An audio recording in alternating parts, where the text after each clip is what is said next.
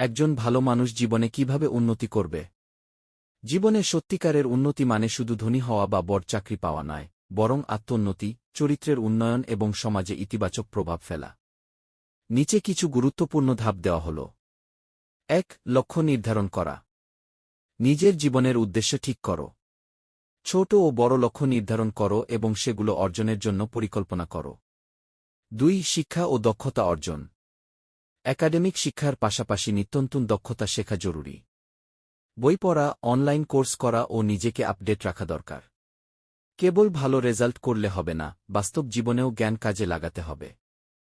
৩. কঠোর পরিশ্রম ও ধৈর্য রাখা। সফল হতে হলে পরিশ্রম ও ধৈর্য অত্যন্ত গুরুত্বপূর্ণ। ব্যর্থতা এলে হতাশ না হয়ে নতুন করে চেষ্টা করা দরকার। ৪. সময়ের সঠিক ব্যবহার। অলসতা পরিহার করে সময়কে সঠিকভাবে কাজে লাগাতে হবে। প্রতিদিনের কাজের পরিকল্পনা করা দরকার। ৫. ভালো মানুষ হওয়া।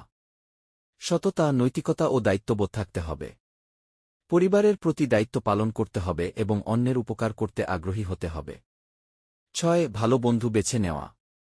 ভালো মানুষের সংস্পর্শে থাকলে জীবন আরও সুন্দর হবে। মন্দ সঙ্গ ত্যাগ করা দরকার, কারণ এটি উন্নতির পথে বাধা সৃষ্টি করে। ৭. স্বাস্থ্য সচেতন হওয়া। শারীরিক ও মানসিক সুস্থতার দিকে খেয়াল রাখা জরুরি। নিয়মিত ব্যায়াম করা, ভালো খাওয়া ও পর্যাপ্ত বিশ্রাম নেওয়া উচিত।